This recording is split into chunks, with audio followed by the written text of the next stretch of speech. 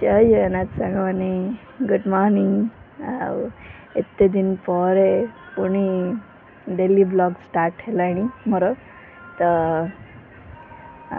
Exam चक्कर रे daily blog कर पार नथिली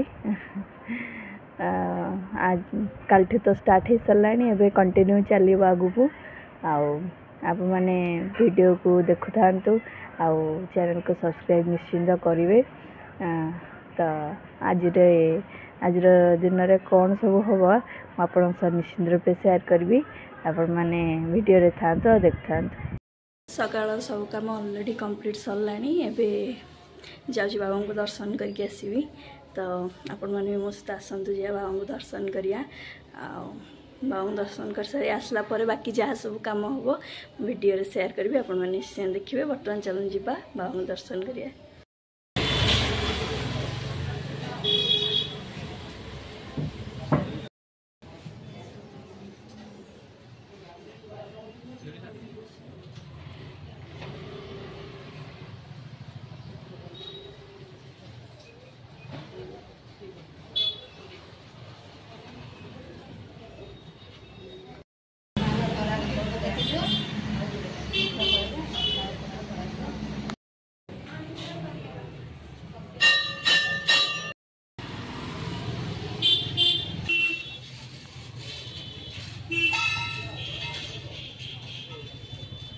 सांग मैंने बाबा को दर्शन करके आस सारे एवं छत उपरक आपण मानू नीलचक्र दर्शन कराऊँगी आसन जी नीलचक्र दर्शन करिया।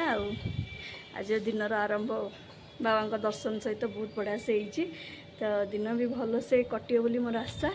तो वीडियो रुहतु देखु नीलचक्र आ पतित पावन दर्शन बाबा को दर्शन करके आसला परे नीलचक्र दर्शन करंतु। वर्तमान मु भी करछि आपण माने करंतु तापर जहाँ सब काम करिया। एते जोर से खरा होची हेले भी एते सुंदर पवन होची छत पर तळु जाऊ जो इच्छा होनी यदि खरा नहंता ना तान मु तळु को जम्मा भी जानतीनी। बहुत सुंदर पवन होची रूम रे तो बहुत गरम होची एठी बहुत सुंदर पवन होची हेले जिबा तळु को बाकी सब काम अछि ताको सारिया पड़िबो। तो आसन जीवा देखिया कौन सब होची। आज सकाळु आ किछि ब्रेकफास्ट बना इच्छा हलानी बस मैगी टिके करकी ब्रेकफास्ट खाई दूची तापरे पखाळ भात आज करी आज अधिक किसी करिबिनी बाकी आज राति रे स्पेशल किछि हबो। तो सकाळ तो ब्रेकफास्ट बस यही मैगी खाईदवा तापर देखिया कौन होची। आज टमाटो आलू चकटाटे होची कारण आज अच्छी लंच रे पखाळ आउ टमाटो आलू चकटा आउ अधिक किसी करने को आज इच्छा नाला से भात पखाल देची आउ टमाटो आलू सिझे दी तो लंच रे बास एतिकी ही।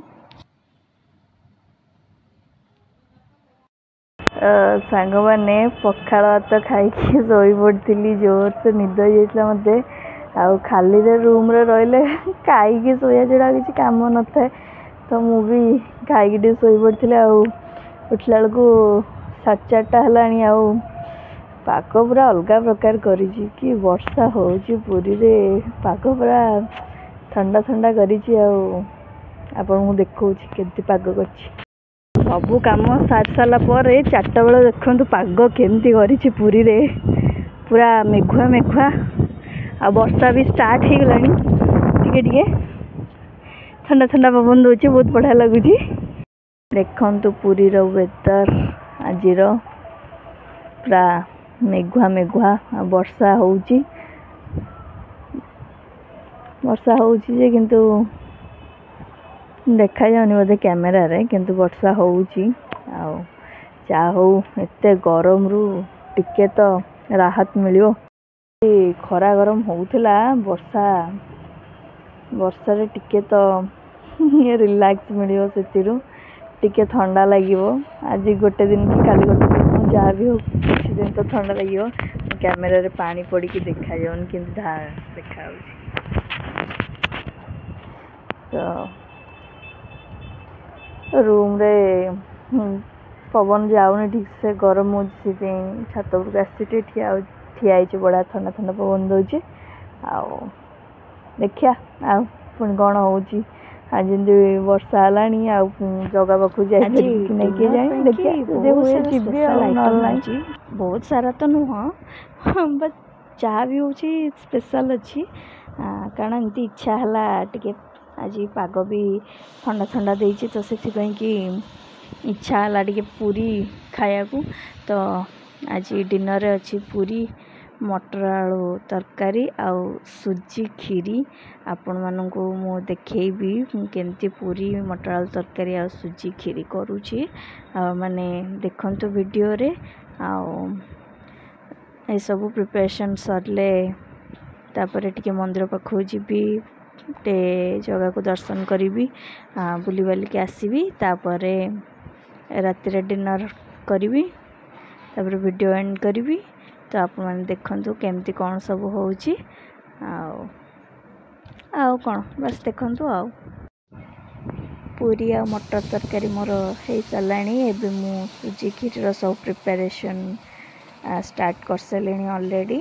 ଆଉ ଦେଖନ୍ତୁ ସୁଜି କ୍ଷୀରି କେମିତି ମୁଁ କରୁଛି। ଆଉ ଆପଣମାନଙ୍କୁ ଯଦି ମୋର କୁକିଂ ସେନ୍ସ ଠିକ୍ ଠାକ୍ ଲାଗେ ତାହେଲେ କମେଣ୍ଟରେ ନିଶ୍ଚିନ୍ତ କହିବେ। ଆଉ ଯଦି କିଛି ରେସିପି ଆପଣଙ୍କର ଦରକାର ଥାଏ ଏମିତି ତ ବହୁତ ରେସିପି ୟୁଟ୍ୟୁବ୍ ଚ୍ୟାନେଲ୍ରେ ପଢ଼ୁଛି କିନ୍ତୁ ଯଦି ମୁଁ କିଛି ରେସିପି ବନାଇ ଆପଣମାନଙ୍କୁ ଦରକାର ଥାଏ ତାହେଲେ ବି ମୋତେ କମେଣ୍ଟରେ ଜଣାଇବେ। ମୁଁ ଆପଣମାନଙ୍କ ପାଇଁ ନିଶ୍ଚିନ୍ତ ରେସିପି ଓଡ଼ିଆ କୁଜିନ୍ ହଉ କି ଯାହା ବି ଯେମିତି ପ୍ରକାର ରେସିପି ଆପଣମାନେ କହିବେ ମୁଁ କରିବାକୁ ଟ୍ରାଏ କରିବି ନିଶ୍ଚିନ୍ତ ରୂପେ। ତ ସୁଜି କ୍ଷୀରି ମୋର ଅଲରେଡ଼ି ତିଆରି ହେଇସାରିଲାଣି। ଆପଣମାନେ ଦେଖିପାରୁଥିବେ ଲୁକ୍ ୱାଇଜ୍ କେତେ ସୁନ୍ଦର ଲାଗୁଛି। ଲୁକ୍ ୱାଇଜ୍ ଯେତେ ସୁନ୍ଦର ଲାଗୁଛି ଟେଷ୍ଟରେ ବି ସେତିକି ଭଲ ଲାଗୁଥିବ ବୋଲିକି ମୋର ଆଶା ଅଛି। ଆଉ ନିଶ୍ଚୟ ଭଲ ହେଇଥିବ କାହିଁ ଭଲ ହେବନି। ମୋତେ ଠିକ୍ ଠାକ୍ ରୋଷେଇ ଜଣା ଏତିକି ମୁଁ ଜାଣିଛି। ତ ଠିକ୍ ଅଛି। ବର୍ଷା ହେଇସାରିଲା ପରେ ମନ୍ଦିର ପାଖର ୱେଦର୍ ଦେଖନ୍ତୁ କେତେ ସୁନ୍ଦର ଲାଗୁଛି। ମୁଁ ଇଭିନିଂରେ ଆସିଛି ମନ୍ଦିର ପାଖକୁ ପତିତପାବନ ଦର୍ଶନ କରିବି ବୋଲିକି। ଆଉ ଦେଖନ୍ତୁ ପୁରୀର ୱେଦର୍ କେତେ ସୁନ୍ଦର ଲାଗୁଛି। ଟିକେ ଇଭିନିଂରେ ଏଠି ଟାଇମ୍ ସ୍ପେଣ୍ଡ କରିବା ତାପରେ ରୁମ୍କୁ ଯିବା।